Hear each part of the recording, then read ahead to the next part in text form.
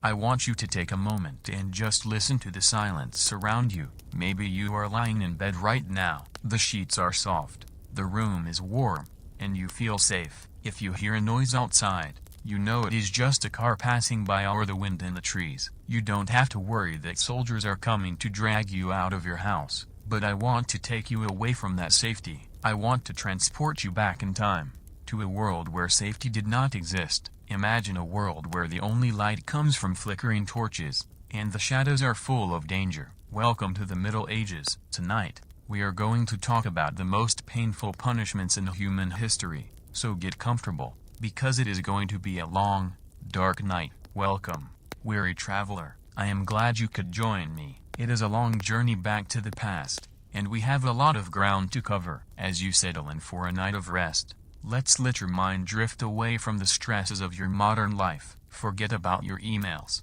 forget about the bills you have to pay, and forget about the traffic you sat in today. Those are modern problems. Where we are going, the problems are much simpler, and much more terrifying. We are going back to an age of kings and castles, an age of chivalry, yes, but also an age of cruelty. This is the medieval era. It is a world that feels very far away from our own. Yet it is the foundation of everything we know today. It was a time when cathedrals soared high into the sky, reaching for God, while down in the mud, people lived in small, dark huts, just trying to survive the winter. Now, before we really begin our tale, I want you to picture the world we are entering. Imagine a world lit only by fire. When the sun goes down, true darkness takes over. The only light comes from the flickering glow of candles made from animal fat, casting long, dancing shadows on cold stone walls. In this world, the sounds you hear aren't engines or notifications. You hear the clang of iron swords. You hear the heavy thud of horse hooves on dirt roads. You hear the church bells ringing, marking the hours because nobody has a watch. In this world, life is cheap.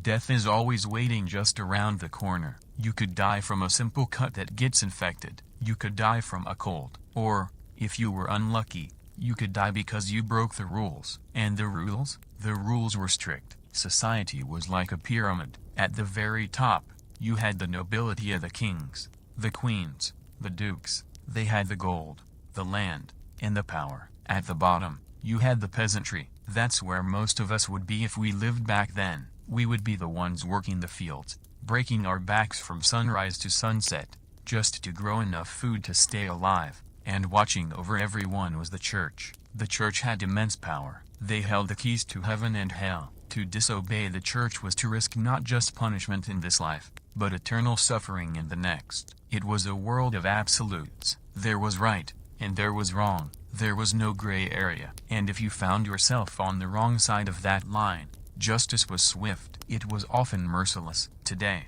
we have a legal system. We have lawyers. We have the idea that you are innocent until proven guilty. If you get arrested, you get a phone call. You get a trial. But in the medieval era, forget about it. The concept of innocent until proven guilty was centuries away. If the local lord or the bishop said you did it, you did it. And they didn't have prisons like we do today. They didn't have big buildings with cafeterias and exercise yards where criminals served time for 5 or 10 years. No, back then, keeping people in prison was expensive. You had to feed them. So, prisons were just holding cells. They were dungeons, dark, wet holes in the ground where you waited. You waited for your trial, or you waited for your punishment. And the punishments. Oh, the punishments. They were not designed to rehabilitate you. They were not designed to make you a better person. They were designed to hurt. They were designed to humiliate. And most of all, they were designed to scare everyone else. The authorities believed that if they made the punishment terrible enough, nobody else would dare to commit a crime. They wanted to make a spectacle out of suffering. They wanted the screams of the condemned to be a lesson for the living. So, in the coming hours, we are going to explore the darkest chapters of this history. We are going to look at the tools and the methods they used to keep people in line. We will look at the stocks, the rack, the wheel, and the stake. But don't worry, you are safe here. This is just a journey of the mind. We can walk through these dark valleys together, safe in the knowledge that these times are long gone. Let's begin with something that seems mild compared to what is coming later. Let's start in the center of the village. I want you to imagine a bustling market square. It is the middle of summer. The sun is beating down, hot and heavy. The square is packed with people. The ground is dirt, packed hard by thousands of feet. The air smells of unwashed bodies, roasting meat, and animal dung. It is loud. Merchants are shouting, trying to sell their cloth and their grain. Chickens are clucking in cages. A blacksmith is hammering on an anvil nearby. Clang, clang, clang. And right there, in the middle of all this noise and life, stands a wooden structure. It looks a bit like a sturdy wooden fence, but with holes cut into it. This is the pillory. There is a man locked into it. Let's call him John. John is a local man. Everyone knows him. Maybe he is a baker, or maybe he was a farmhand. But today, John is not working. Today, John is the entertainment. John was caught stealing. Maybe he took a few coins from a merchant's purse. Maybe he stole a chicken because his family was hungry. In our world, he might get a fine or community service. But in John's world, he gets the pillory. He is bent over, his head is shoved through the large center hole, and his hands are shoved through the smaller holes on the side. A heavy wooden beam is locked down over his neck and wrists. He cannot stand up straight. He cannot sit down. He is forced to hunch over in an incredibly uncomfortable position. Now, imagine how that feels. The rough, splintery wood is rubbing against the tender skin of his neck. His back starts to ache within the first 10 minutes. His legs are cramping, but he cannot move. He is trapped. But the physical pain is only a small part of it. The real punishment is the shame. The pillory was a tool of psychological warfare. It was designed to strip a person of their dignity. John is helpless. He cannot hide his face. He cannot cover his eyes. He is on display like a prize animal. And the crowd. The crowd is not kind. In a medieval village, everyone knows everyone. These aren't strangers walking by. These are his neighbors. These are the people he grew up with. The people he buys ale with. And now, they are laughing at him. Look at the crowd. See the children running up to the front. They are pointing and giggling. Look at John.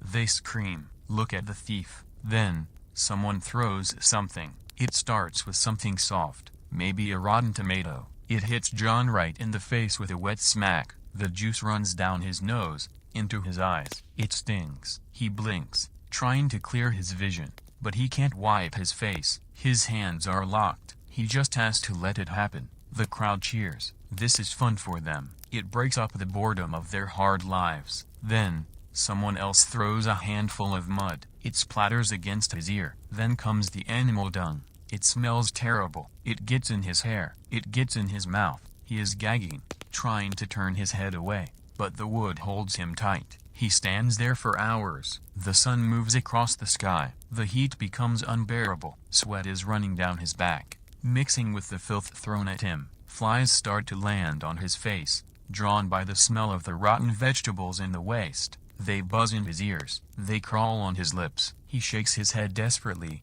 but they just come back. Imagine the humiliation. Imagine seeing your crush, or your rival, or your own mother standing in the crowd, seeing you like this, reduced to a dirty, helpless object. The pillory was used for all sorts of crimes: public drunkenness, cheating customers, spreading rumors. If you were a butcher and you were caught selling bad meat, they might burn the rotten meat right under your nose while you were stuck in the pillory, forcing you to smell your own crime. It was effective because, in a small town, your reputation was everything. Once you had been in the pillory, you were marked. People would remember, for years to come.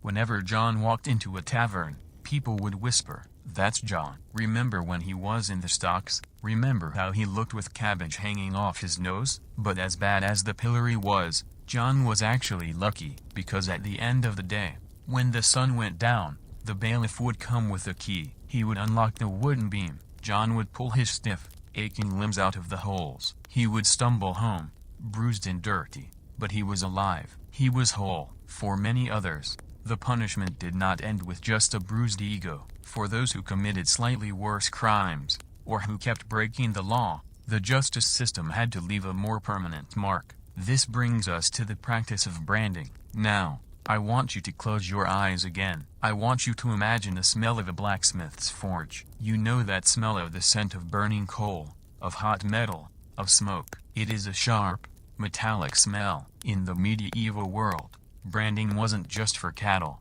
It was for people. It was a way to turn a human being into a walking criminal record. Let's imagine a young woman named Agnes. Agnes lives in London in the 14th century. London is a dirty, crowded city. Agnes is poor. She has no family to support her. One day, she is caught stealing a bolt of cloth from a wealthy merchant. She wanted to sell it to buy food. She is dragged before the magistrate. The merchant is angry. He wants justice. The magistrate looks at Agnes. She is young. She is crying. But the law is the law. You are found guilty of theft. The magistrate says, for your punishment, you shall be branded. Agnes is dragged to the executioner or the blacksmith. A crowd gathers. They always gather. The blacksmith has an iron rod in the fire. He pumps the bellows a whoosh, whoosh, making the fire hotter. The tip of the iron rod starts to change color. It goes from dull gray to dark red, then to bright, glowing orange. Agnes sees the iron. She tries to pull away, but strong hands hold her down. She is screaming now. She knows what is coming. The blacksmith pulls the iron from the fire. Heat radiates from it. You can feel the warmth on your face even if you are standing 5 feet away. The tip of the iron is shaped like a letter. Maybe it is the letter T for thief, or maybe it is just a simple cross. They don't brand her on her shoulder. They don't brand her on her back. No. The point of this punishment is visibility. They want everyone to know what she is. They grab her head. They force it to the side. The blacksmith brings the glowing iron down towards her cheek, or maybe her thumb. The moment of contact is horrific. There is a hiss, like water hitting a hot pan. Smoke rises instantly. The smell of burning hair and burning skin fills the air. It is a sickly, sweet smell that makes you want to gag. Agnes screams. It is a sound of pure, white-hot agony. Her body trashes, but she is held tight. The iron is held there for a few seconds to make sure the mark is deep, to make sure it won't fade. Then, it is pulled away. The skin is ruined. A permanent scar, shaped like a letter, is now burned into her flesh. The pain will last for weeks. The infection might kill her, but if she survives, the mark will last forever. Think about what that means for Agnes. She walks out of there with a bandage on her face, but when the bandage comes off, her life is over. She cannot hide it. Every time she walks down the street, people see the T on her cheek. Shopkeepers will chase her away. We don't want thieves here. They will shout. No one will hire her as a servant. No honest man will marry her. She is pushed out of society. She is forced to live in the shadows, probably forced to steal again just to survive, which puts her at risk of being caught again. And if she is caught again, the punishment will be death. It was a vicious cycle. The punishment for the crime made it impossible to live an honest life afterwards. This was the reality of minor justice. The pillory and the brand, they were everyday sights. You could walk through a market and see 3 or 4 people with branded cheeks or missing ears. Yes, they cut off ears too, but we will get to that. But these punishments, as terrible as they were, took place out in the open, under the sun. There was another side to medieval justice, a side that happened behind closed doors, down in the dark, deep underground. We are leaving the market square now. We are walking away from the noise and the people. We are heading towards the castle. Look at it. The high stone walls, the towers reaching up into the gray sky. It looks majestic, doesn't it? But we are not going to the throne room. We are not going to the banquet hall. We are going down. We walk through a heavy oak door reinforced with iron bands. We descend a spiral staircase. The air gets colder with every step. The light from outside disappears. The only light now comes from torches stuck in iron brackets on the walls. The air changes. It stops smelling like roasting meat and animals. It starts to smell like damp earth, like mold, like old straw, and something else. The metallic smell of blood. We are entering the dungeon. Dungeons in the Middle Ages were not just places to hold people. They were places of interrogation. You see, the legal system had a flaw. To convict someone of a major crime like treason against the king, or heresy against the church, if they felt they needed a confession, they needed the person to say, yes, I did it. But people generally don't like to admit to crimes that will get them executed. So, how do you get a confession? You force it. This is where the torturer comes in. Imagine a man. Let's call him Master Torture. He isn't a monster. He is a professional. He considers himself a craftsman. He is paid by the town or the king to do a job, and his job is to inflict the maximum amount of pain without killing the victim. Because if the victim dies, they can't confess, and if they can't confess, the job isn't done. So, the dungeon is his workshop, and it is filled with his tools. Let's look at one of the most famous, and most feared, instruments in this dark room, the rack. It looks simple enough. It is a wooden frame, a rectangular table raised off the ground. At either end, there are wooden rollers, cylinders that can turn, and attached to these rollers are ropes. Imagine a prisoner named Thomas. Thomas is a minor nobleman. Someone has accused him of plotting to overthrow the local duke. Thomas denies it. I am innocent. He cries, I am loyal. The duke doesn't believe him. Take him to the question. The duke says, the question was the polite euphemism for torture. Thomas is dragged down the stairs. He is stripped of his fine clothes. He is laid on the rack. The rough wood digs into his back. His wrists are tied to the ropes at the top of the bed. His ankles are tied to the ropes at the bottom. He is lying there, spread-eagled. He is terrified. He is shivering, not just from the cold, but from fear. Master Torture stands over him. He looks calm, bored, even. Did you plot against the duke? He asks. No, Thomas screams. I swear on my life. Master Torture nods to his assistant. The assistant grabs the handle attached to the roller at the top. He gives it a turn. Crank. The ropes tighten. Thomas feels a pull. His arms are being pulled up. His legs are being pulled down. It is uncomfortable. His muscles tense up. Did you plot against the duke? No, please. I didn't do anything. Crank. The ropes get tighter. Now it hurts. It feels like his arms are being pulled out of his body. The ligaments in his shoulders are stretching further than they are meant to go. The pain is sharp, burning in his joints. Did you plot against the duke? No, no. Crank, crank. Now the horror begins. The tension is too much for the human body to handle. You can hear sounds. The sound of cartilage popping. The sound of fibers snapping. Thomas is screaming now. It is a raw, animal sound. His shoulders are slowly being dislocated. The ball of the humerus bone is being ripped out of the socket. Imagine that pain.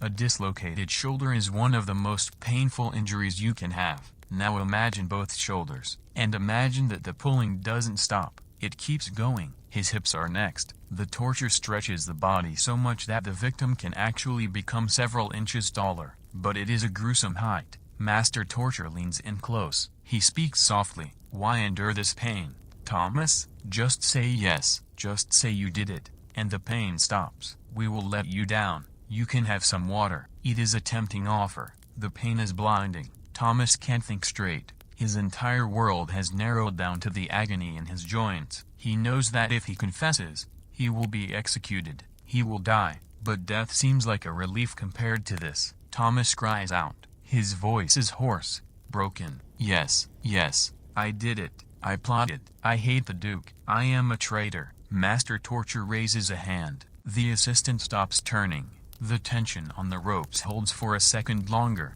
just to let the confession sink in, and then, clack, the ratchet is released. The ropes go slack. Thomas slumps against the wood. His shoulders are ruined. He cannot feel his hands. He is sobbing, tears mixing with the sweat on his face. He has just admitted to a lie. He has just signed his own death warrant.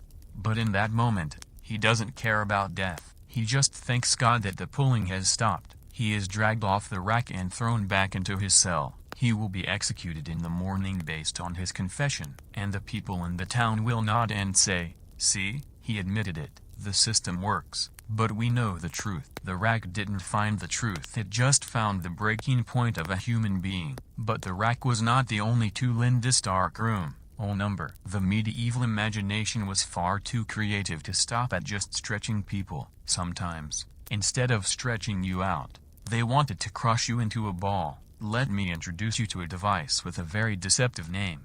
The Scavenger's Daughter. It sounds almost sweet, doesn't it? Like a character in a fairy tale. But it was the complete opposite of the rack. Imagine an A-shaped iron frame. It looks a bit like a large metal clamp. The prisoner would be forced to kneel. The executioner would place the prisoner's head through a hoop at the top. Then, he would place the prisoner's wrists into hoops in the middle. Finally, the prisoner's ankles were locked into hoops at the bottom. So, you are in a crouching position. You are balled up. Then, the torture begins. The executioner starts to turn a screw that tightens the iron frame. It forces your head down towards your knees. It squeezes your body into a smaller and smaller shape.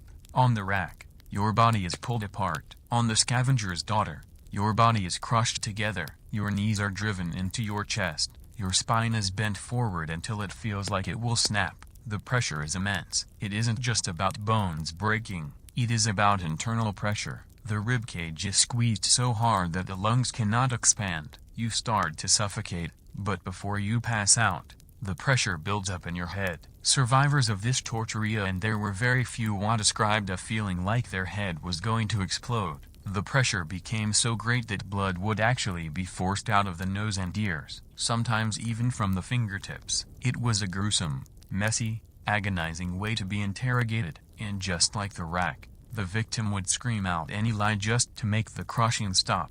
But maybe the torture master didn't want to do heavy lifting that day. Maybe he didn't want to drag out the big frames. Maybe he wanted something more intimate, something smaller. He might walk over to a table and pick up a small metal object. It fits in the palm of his hand. It looks like a little vise, the kind a carpenter might use to hold two pieces of wood together. But the inside of the clamps isn't smooth. It has little bumps, or studs. These are thumb screws. This torture is terrifying because it is so simple. And it is slow. The prisoner is seated. The torturer sits right across from him, almost knee to knee. It looks like a conversation. The torturer takes the prisoner's thumb and places it between the metal plates. "Who are your accomplices?"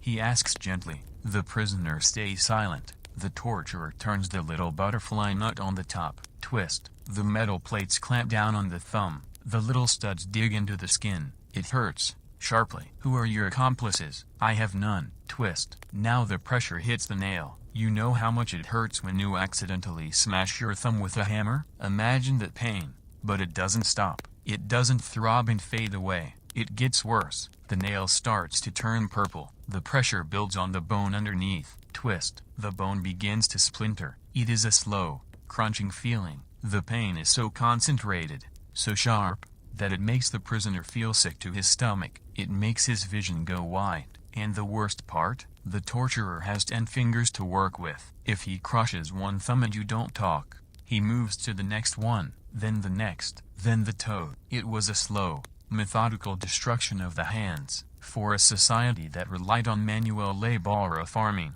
crafting, fighting, destroying a man's hands was destroying his life. Even if he survived and was released, he would never be able to work again. He would be a beggar forever. Now, I want to take a pause from the physical pain for a second, because there's a psychological horror here that we need to acknowledge. Imagine being in that dungeon. It is pitch black. You are cold. You are hungry. And you can hear things. You can hear the screams of the person being tortured before you. You can hear the metal clanking. You can hear the water dripping. You sit there for days, waiting for your turn. The anticipation is almost worse than the pain. Your mind starts to break before they even touch you. You start to imagine the pain. You start to hallucinate. By the time they come for you, you are already broken. You are ready to confess to killing the king, killing the pope, causing the plague, anything. This was the system. It wasn't about justice. It was about fear. But let's say the interrogation is over. You have confessed. Or maybe you were just found guilty without a confession. Now, it is time for the final act. We are leaving the dark, damp dungeon now. We are walking back up those spiral stairs. The air is getting warmer. We can smell the fresh air again. We walk out into the castle courtyard. Or maybe we are taken back to the town square. It is execution day. The first thing you notice is the noise. It sounds like a festival, a carnival. Thousands of people are there. People have traveled from neighboring villages. They have brought their children. They are eating bread and drinking ale. They are excited. This is the grim reality of the past. Death was a spectator sport. The prisoner is led out. He is blinking in the bright sunlight. He is weak from the torture. He looks at the crowd. searching for a friendly face, but all he sees are people waiting for a show. Let's talk about the most common way to die. The standard punishment for thieves and common criminals, the gallows, hanging. Now, movies have lied to you about hanging. In a modern movie, or a western, a guy stands on a trapdoor, the lever is pulled, snap, he falls, his neck breaks, and he dies instantly. It is clean, it is quick, but that is the long drop. That method wasn't invented until much later. In the Middle Ages, they used the short drop, or sometimes, no drop at all. They would put the prisoner on a ladder, or the back of a cart. They would put the rough hemp rope around his neck. The knot was usually placed right behind the ear. Then, they would just pull the ladder away, or drive the cart forward. The prisoner falls maybe 6 inches. It is not enough to break the neck. The rope tightens around the windpipe. This is strangulation. It is a horrible, panicked way to die. The prisoner is conscious. He feels the rope crushing his throat. He tries to breathe, but he can't. His natural instinct kicks in. He starts to kick his legs wildly, trying to find ground that isn't there. This was called the hangman's dance. The crowd would watch as his face turned red, then purple, then blue. His eyes would bulge out. His tongue would swell and stick out of his mouth. It could take 10 minutes, sometimes 20. Imagine watching that for 20 minutes. A man struggling for air, slowly losing the battle. Sometimes, if the family of the prisoner was there, and they had bribed the executioner, or if the executioner was just feeling merciful, he would grab the prisoner's legs and pull down. His weight would help tighten the noose faster, ending the suffering quicker. But hanging was for the common folk. It was a dirty death. If you were a noble, a duke, a lord,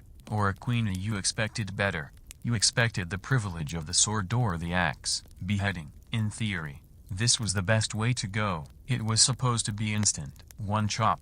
Lights out. You wouldn't feel a thing. But notice I said in theory. Beheading required a lot of skill. You needed a sharp axe. You needed a strong arm. And you needed good aim. If you were a rich prisoner, you would actually walk up to the executioner and hand him a pouch of gold coins. You would look him in the eye and say, "Please, strike true. Do not make me suffer." Can you imagine paying the man who is about to kill you, just begging him to do a good job? But money doesn't always buy skill. Let me tell you the story of Mary, Queen of Scots. This is one of the most famous executions in history, and it is a perfect example of how things could go wrong. Mary was a queen. She was the cousin of Queen Elizabeth I of England. But politics is a deadly game, and Mary was accused of plotting to kill Elizabeth. She was sentenced to death. On the day of her execution, she was brought into the great hall of Fotheringhay Castle. She was dressed in black satin, but when she took off her outer robe, underneath she was wearing a dark red dress. Red is the color of martyrdom in the Catholic Church. She was making a statement. She was calm. She spoke to her servants. She was brave. She knelt down before the block. It was just a low piece of wood. She placed her neck on it. She said a prayer in Latin. "Into your hands, O Lord, I commend my spirit." The executioner raised his axe. The room was silent. Everyone held their breath. He swung. Thwack. But he missed. He didn't hit her neck cleanly. The axe buried itself in the back of her head. Mary didn't die. She screamed. A low, guttural groan of pain. "Sweet Jesus," she reportedly whispered. The crowd gasped. It was a horror show. The executioner, panicked now, pulled the axe out. He had to strike again. He swung a second time. Thwack. This time, he hit the neck. But the neck is full of tough muscle and bone. The head still didn't come off. Mary was likely dead by now, or at least unconscious. But the job wasn't done. The executioner had to take a knife from his belt. He had to saw through the last bit of skin and gristle to separate the head from the body. When he finally lifted the head up to show the crowd,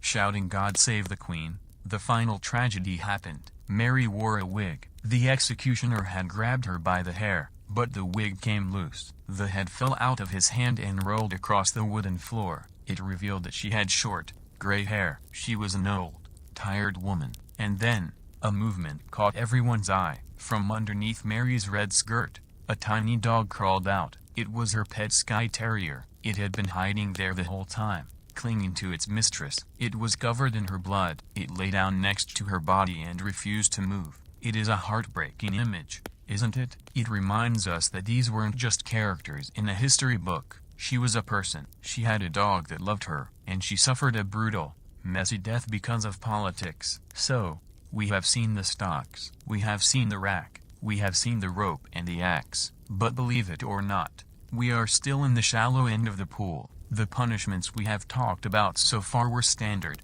they were normal. But what happened when society really wanted to send a message? What happened when they wanted to punish someone for a crime that they thought was disgusting, like poisoning, or heresy? Then, they got creative. And when medieval people got creative with pain, the results were nightmare fuel. We are about to step into the world of extreme executions. I want you to prepare yourself, because what comes next involves fire, water, and wheels. Let's talk about the kitchen again. We all know that boiling water hurts. If you spill a drop of tea on your hand, you jump. Now, imagine a pot big enough to hold a human being. In 1531, King Henry VIII, the guy with all the Vesa, was paranoid. He was terrified of being poisoned. In his mind, poisoning was the worst crime because it was sneaky. You couldn't fight a poisoner with a sword. So, he passed a law, the Act for Poisoning. It stated that anyone caught poisoning someone would be boiled to death. This wasn't a myth. This wasn't a legend. It was the law of the land. Let me tell you about Richard Roos. Richard was a cook. He worked for the Bishop of Rochester. One day, the bishop and several guests got very sick after eating porridge. 2 people died. Richard was accused of putting white powder in the food. He was arrested. He claimed it was a joke, that he just wanted to make them sick, not kill them. But the king didn't care about jokes. They took Richard to Smithfield Market in London. They set up a giant iron cauldron. They filled it with water. They built a massive fire underneath it. Thousands of people gathered. They watched the water start to steam, then bubble, then boil. Rolling and angry, Richard was brought out. He was chained up. Now, there were 2 ways to do this. You could throw the person in head first. That would kill them quickly. The shock to the brain would end it in seconds. But for Richard, they wanted him to suffer. They used a pull system. They hoisted him up. He was dangling over the steam. He was screaming, begging for mercy. They lowered him in feet first. I want you to imagine the sensation. The water hits your toe. The skin instantly blisters and peels away.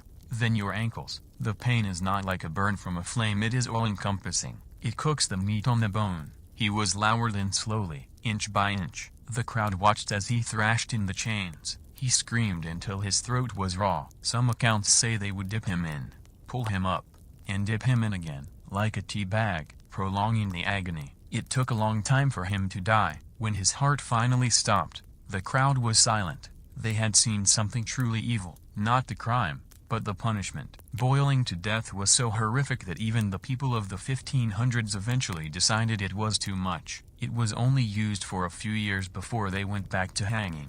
But the fact that it happened at all tells us something about the darkness in the human heart. But if boiling was the punishment for poisoners, what about the punishment for monsters? In Germany and France, they had a special device for serial killers and bandits. It was called the breaking wheel. This is, in my opinion, one of the most painful ways to die in human history. Picture a large wooden wagon wheel. It's heavy. It has spokes. Now picture a man staked to the ground. He is lying on his back, spread-eagled. Underneath his ankles, his knees, his wrists, and his elbows, the executioner has placed wooden blocks. The executioner takes the heavy wheel or sometimes a heavy iron bar. He stands over the man. He is not trying to kill him. He is trying to break him. He swings the wheel down. Crack. He hits the shin bone. The bone snaps, but because there is a wooden block underneath, the leg bends in a way legs are not supposed to bend. The man screams. The executioner moves to the other leg. Crack.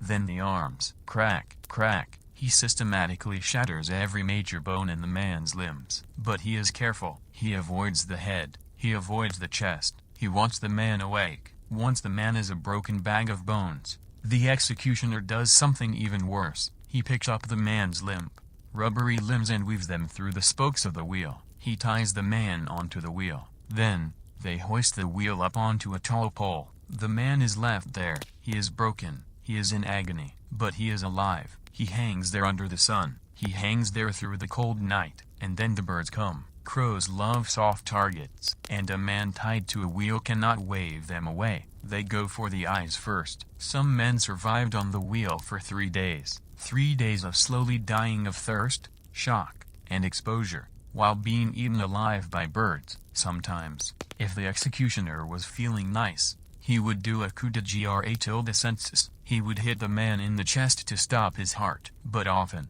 they just walked away and let nature finish the job. It is hard to stomach, isn't it? The idea of leaving a human being on a wheel to be pecked at by crows. It makes you wonder how people could sleep at night after watching that. But in their minds, they were protecting society. They thought that if they didn't do this, chaos would take over. But if the breaking wheel was for murderers and bandits, there was one crime that was considered worse than murder, worse than robbery, worse than anything: treason, betraying your king. In the medieval mind, the king wasn't just a guy in a crown, he was chosen by God. So, if you betrayed the king, you were betraying God. And for that, a simple death wasn't enough. You needed to be unmade. You needed to be erased. This brings us to the most infamous, the most complex, and the most brutal punishment in English history: hanged, drawn, and quartered. You might have heard this phrase before. Maybe you saw Braveheart, but Hollywood glosses over the reality. They show the hero screaming freedom, and then the camera cuts away. We aren't going to cut away. We are going to walk through the 4 stages of this nightmare. Let's focus on the most famous victim of this punishment: William Wallace. Wallace was a Scottish knight. He fought for his country's freedom against the English. To the Scots, he was a hero. To the English King Edward I, he was a terrorist, a traitor. When they finally caught Wallace, they didn't just want to kill him. They wanted to humiliate him. They wanted to turn him into meat. Stage 1. The dragging. They stripped him of his clothes. They tied his feet to the tails of 2 horses. But they didn't just drag him over grass. They dragged him through the streets of London. Imagine the road. It is made of uneven cobblestones. It is covered in mud and horse manure. Wallace is bounced and scraped over these stones for miles. The crowd lines the streets. They throw rotten food. They throw stones. They spit on him. By the time he arrives at the execution grounds at Smithfield, his back is raw. He is bleeding. He is dizzy, but he is alive. Stage 2. The hanging. They stand him up. They put him on a ladder. They put the noose around his neck. They push the ladder away. He falls. The rope tightens. He kicks. He gasps. The world goes black. But just as he is about to die, just as the peace of death is coming, they cut the rope. He drops to the ground, gasping, choking, his lungs burning. He wakes up to the sound of the crowd cheering. He is confused. He is terrified. Why did they save him? Because you can't feel pain if you are dead. And they had a lot more pain planned for him. Stage 3. The drawing. This is the part that nightmares are made of. Wallace is pinned down to a wooden table. He is fully conscious. He can see the sky. He can see the executioner standing over him with a long, sharp knife. The executioner doesn't cut his throat. He cuts open his stomach. I want you to try and imagine the psychological horror of looking down and seeing your own body being opened up. The executioner reaches in. He pulls out the intestines. He pulls out the organs. And because the law required it, he holds them up for Wallace to see. There was a fire burning right next to the table. The executioner would take the organs and throw them into the fire. The smell of burning flesh would fill the air. Wallace, the man who was being killed, had to smell his own body burning while he was still alive. It is a level of cruelty that feels alien to us. It feels like something a demon would do. But these were men. Men with families. Men who went to church on Sundays. Finally, to end the suffering, the executioner would cut out the heart. Wallace would finally die. Stage 4.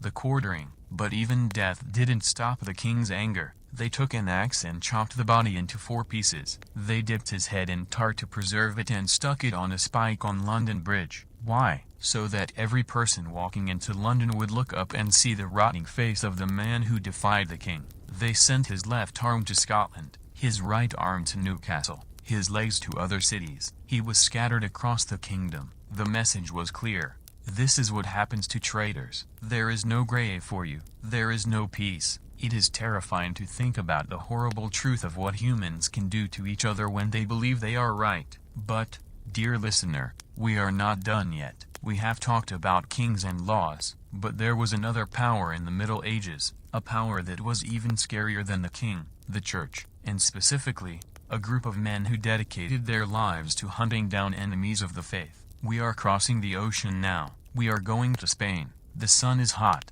The orange trees are blooming, but there is a shadow over the land. The Spanish Inquisition. The Inquisition wasn't looking for thieves. They were looking for something invisible. They were looking for your thoughts. They were looking for your beliefs. If you were Jewish, or Muslim, or a Christian who didn't pray exactly the right way, you were in danger. And the Inquisition had their own special brand of horror. They didn't like to shed blood. The church had a rule. Ecclesia abhorret sanguine. The church abhors blood. So, they found ways to torture you without spilling a single drop of blood. And somehow, that made it even worse. Let's walk into their torture chamber. It is quiet here. There are scribes sitting at desks with quills and paper, ready to write down every word you scream. They bring you to a table. They tie you down. They force your mouth open. This is la toca, the water torture. You might know this by a modern name, waterboarding. Yes, we didn't invent it. The Inquisition perfected it. They would place a thin cloth in the toca over your mouth and nose. Then, they would take a jar of water, and they would start to pour. The water soaks the cloth. It enters your throat, but the cloth stops you from spitting it out. It creates the sensation of drowning. You are on dry land, but your body thinks you're dying in the ocean. You gag, you choke, your lungs burn for air. But all they get is water. You panic. It is a primal panic. Every cell in your body is screaming, I am dying. Then, they stop pouring. They pull the cloth out. You gasp, coughing up water, shaking violently. Are you a heretic?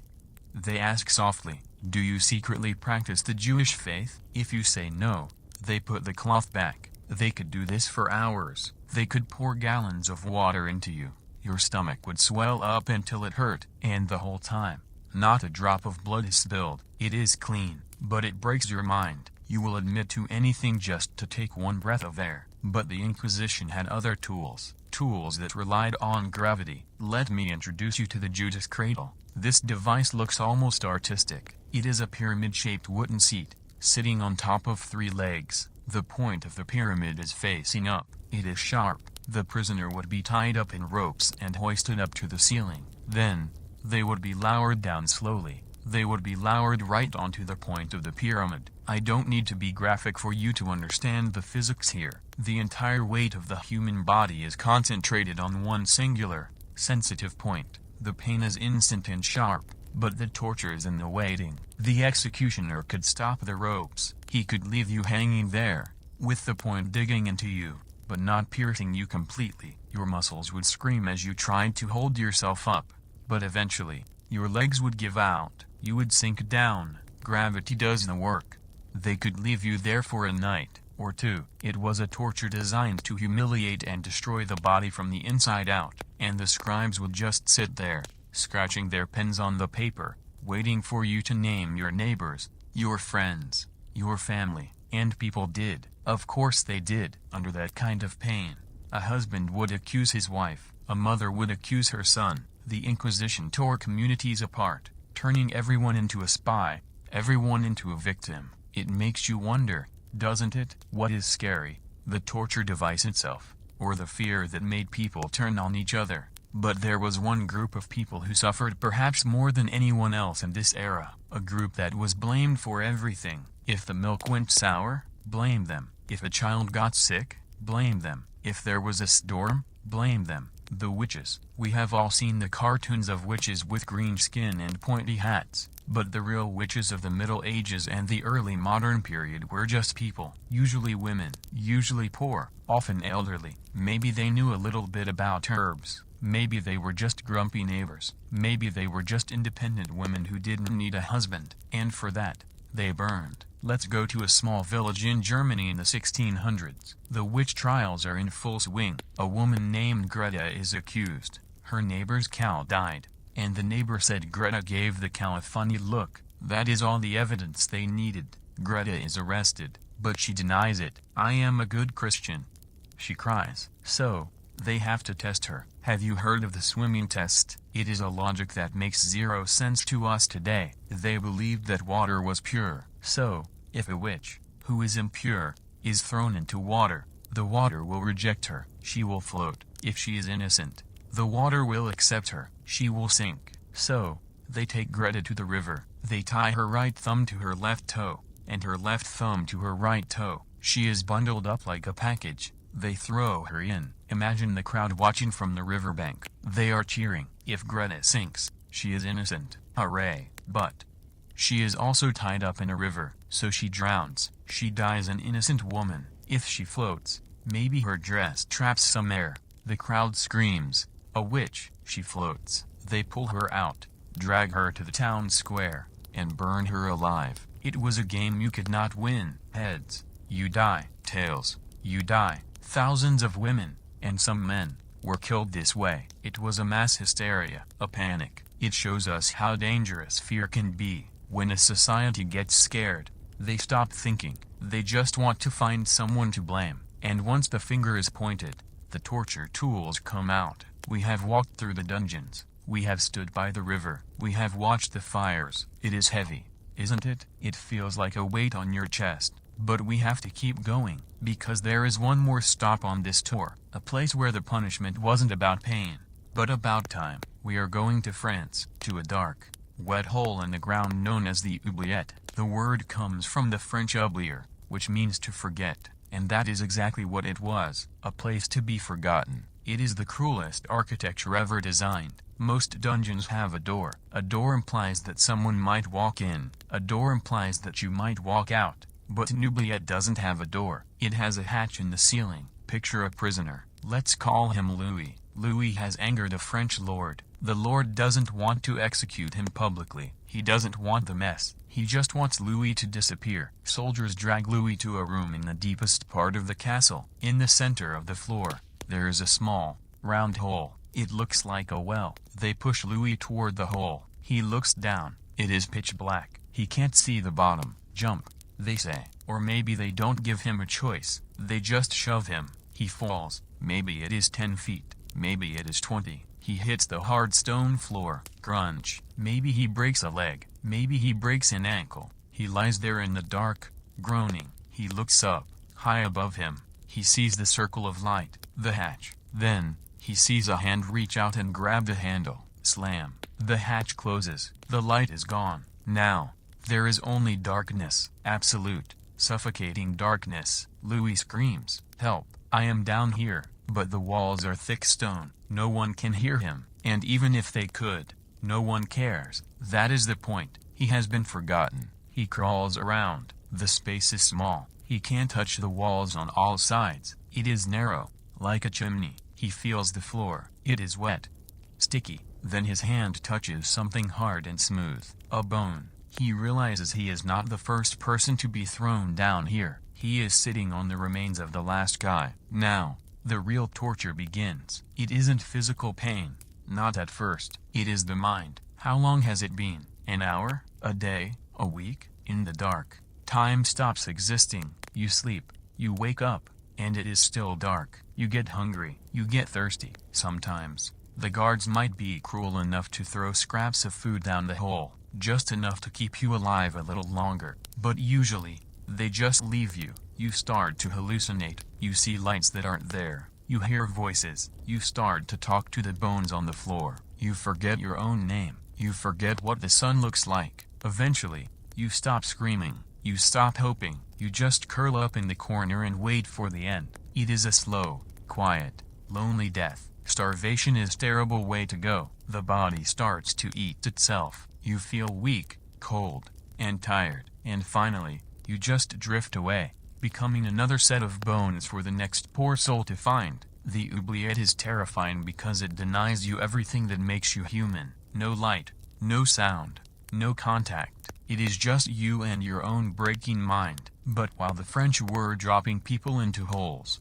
the Germans were allegedly building something that looked like a nightmare brought to life. You have definitely seen this in movies or cartoons. It is a large box, shaped like a human being. It stands upright. It has a face carved on the front, usually a woman's face. The Iron Maiden. Now, I have to be honest with you. Historians argue about this one. Some say the Iron Maiden was a hoax invented in the 1800s to make the medieval people look scarier, but others say similar devices were used, or at least the concept was used to terrify people, and whether it was widely used or not, the design is a masterpiece of horror. Imagine a metal cabinet. The front opens up like two doors. Inside, the walls are lined with long, sharp metal spikes. But look closely at where the spikes are placed. They aren't random. There is a spike positioned to hit your eye, one for your chest, one for your knee, but none of them are long enough to kill you instantly. They are designed to pierce,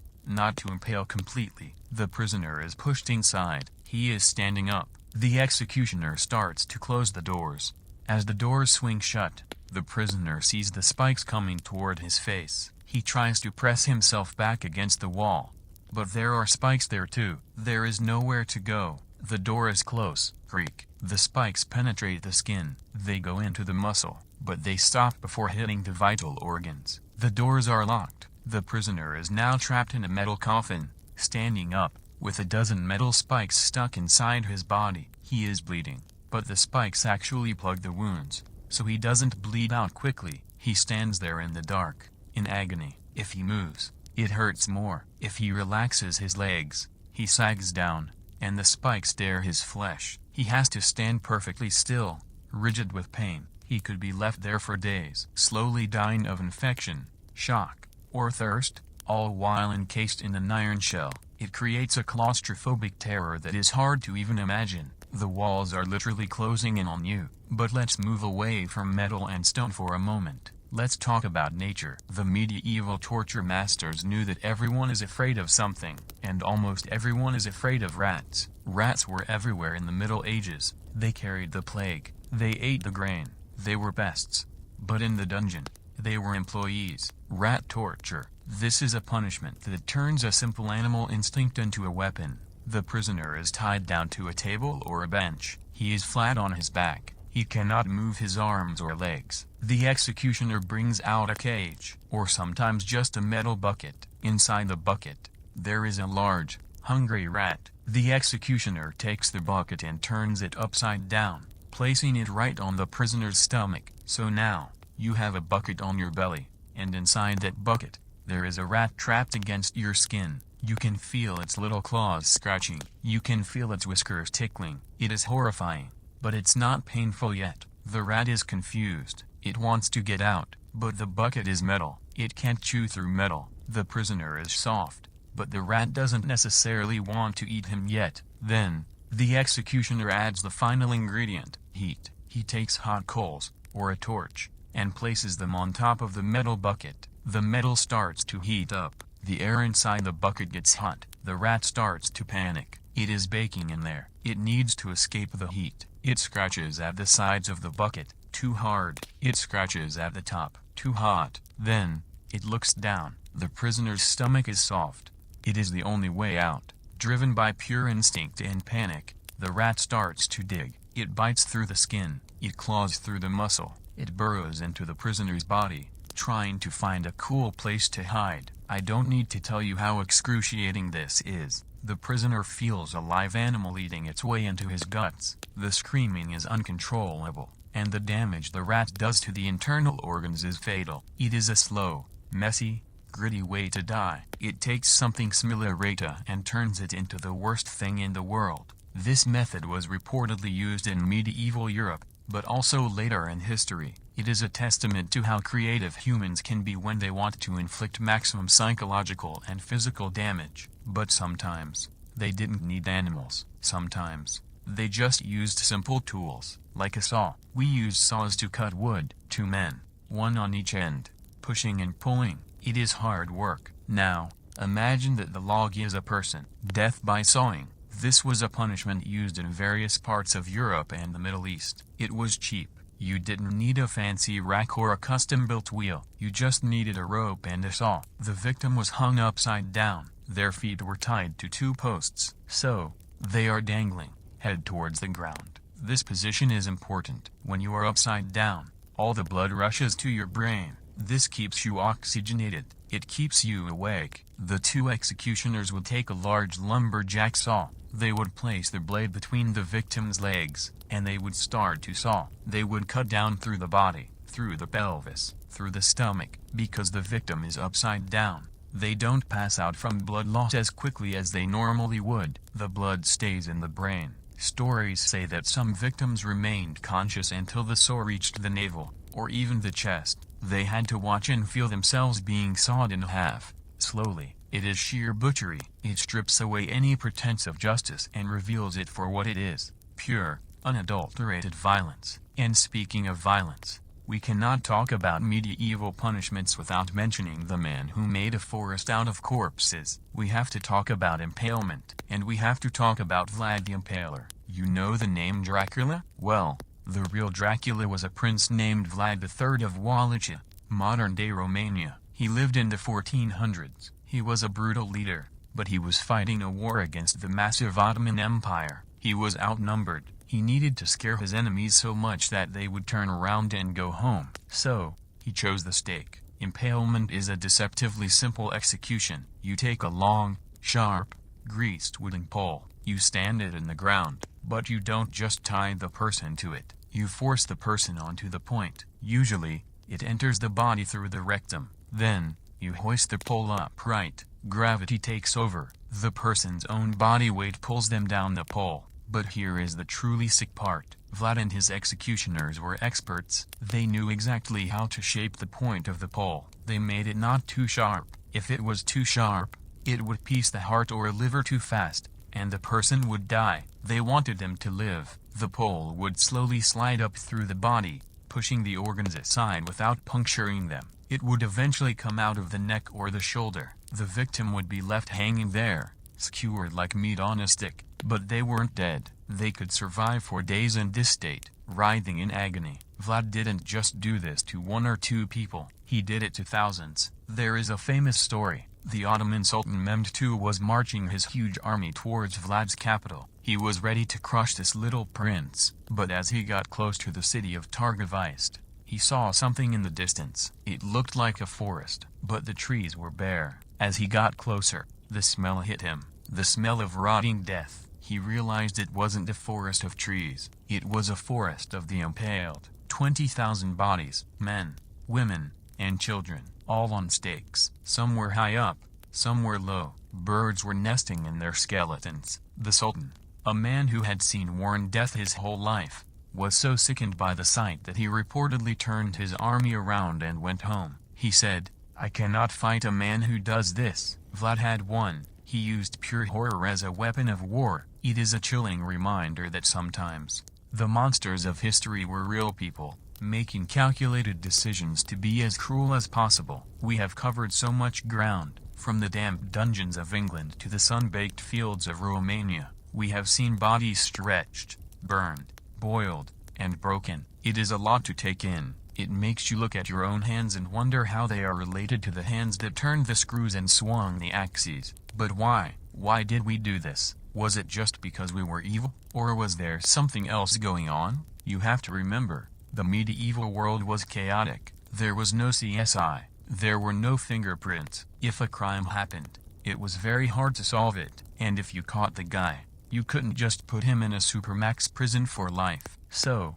the state and the kings and queens felt weak. And because they felt weak, they had to act strong. They had to make the punishment a theater. They had to say, look what happens when you cross us. We are powerful. The cruelty was a mask for their own insecurity. The more brutal the execution, the more terrified the king was of losing control. And the people, the crowds who cheered, they were scared too. They lived in a world where plague could kill half their family in a week, where a famine could starve them. Seeing a criminal punished gave them a sense of order. It made them feel like, okay, the bad guys get punished. The world makes sense. It is a dark psychology, but it is human. But before we leave the darkness completely, I have to tell you about one last method. It technically comes from the ancient world, from Persia, but its legacy of horror hung over history for centuries. It is often called the boats, or scaphism. If I had to choose one way to not die, It would be this one.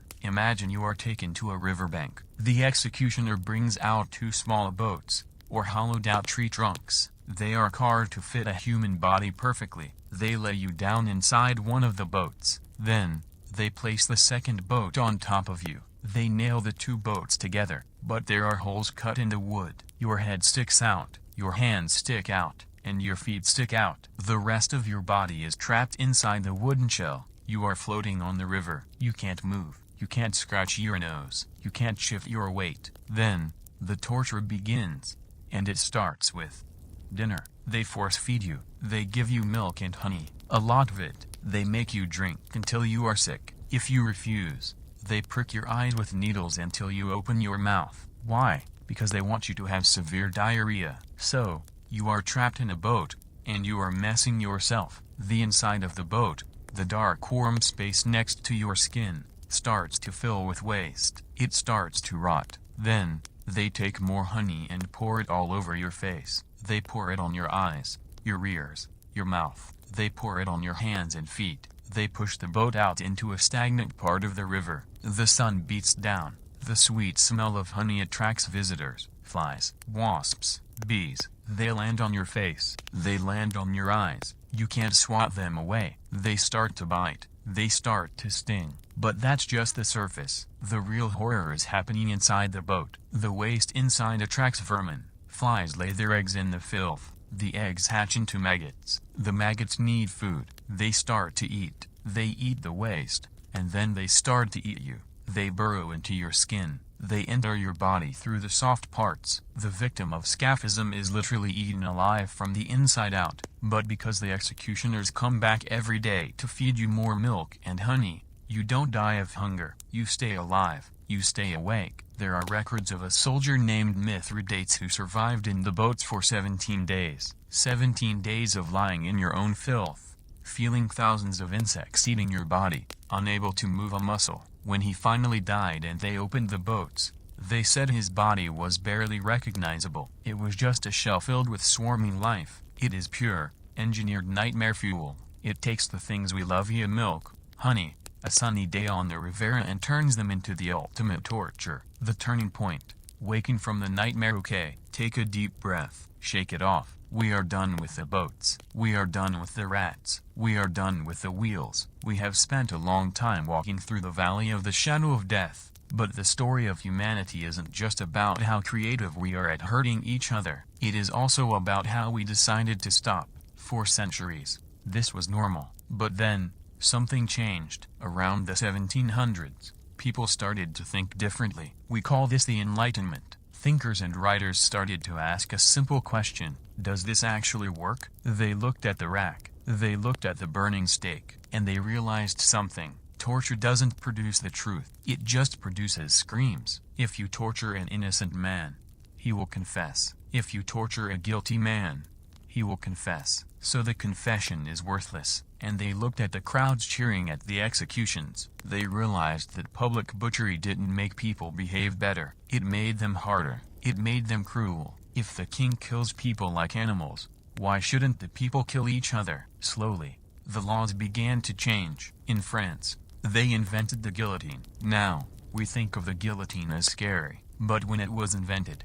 it was actually a humanitarian breakthrough. Dr. Guillotine, the man who proposed it, said, "My machine will take off a head in the twinkling of an eye, and the victim will feel nothing but a slight breeze on the neck." It was designed to be equal. It killed the king the same way it killed a peasant, and it was quick. No more botched axe swings, no more strangling on a rope. It was a step toward mercy. Then, prisons changed. Instead of just being holding cells for torture, they became places for correction. The idea was that maybe, just maybe, you could fix a person instead of breaking them on a wheel. We stopped branding people's faces. We stopped burning witches. We stopped boiling cooks. It wasn't an overnight change. It took a long time. And yes, the world is still a violent place. We still have wars. We still have injustice. But the institutional, legal spectacle of torture is the idea that the government should tear your body apart in the town square area that has largely faded into the history books. Conclusion. The silence of the night. So, here we are. You and me, we have traveled through time. We have seen the worst that humanity has to offer. Why did we do this? Why did I tell you these terrible stories? Is it just to gross you out? It is to give you perspective. Sometimes we look at our modern lives and we get angry. We get mad that the internet is slow. We get mad that our coffee is cold. We get mad that we have to wake up early for work. But tonight, when you lay your head on your pillow, I want you to remember Thomas on the rack. I want you to remember Agnes with the brand on her cheek. I want you to remember the man on the wheel. They lived in a world of constant fear, a world where pain was the law. You live in a world where you can sleep. Listen to the silence of your room. That silence is a luxury. It is a gift. It means no one is coming for you. It means you are safe. The ghosts of the medieval pasta, the executioners, the victims, the crowds, they are gone. Their screams have faded away. All that is left are the stories. We keep these stories alive not to celebrate the pain, but to remember the lesson. The lesson is that civilization is fragile. Mercy is a choice. Every day, we have to choose to be kind. We have to choose to be fair, because we know what lies in the darkness. If we don't, we know what we are capable of, and because we know, we can choose to be better. So, let the heavy iron doors of the dungeon close. Let the dust settle on the torture devices. Let the fires go out. You have survived the journey. You have made it back to the light. Outro. Thank you so much for sticking with me through this long, dark, and difficult story. I know it wasn't easy to hear some of these things. It takes a strong stomach and a curious mind to look history in the eye when it is this ugly. If you found this journey interesting, or if it made you look at your own life a little differently, please consider supporting the channel. It is a small click for you, but it means the world to me. Please hit that like button. It helps these stories reach more people. And if you haven't already, please subscribe to my channel, Boring History Guy. I promise you, despite the name, I will never let history be boring. We have so many more stories to tell, some scary, some funny, some heroic, but all of them true. I want to hear from you in the comments. Which one of these punishments do you think was truly the worst? Was it the wheel, the boats, or the loneliness of the oubliette? I read every single comment, and I'd love to know what you think. Now, turn off the lights, pull up the covers, and enjoy your sleep. You've earned it. Good night.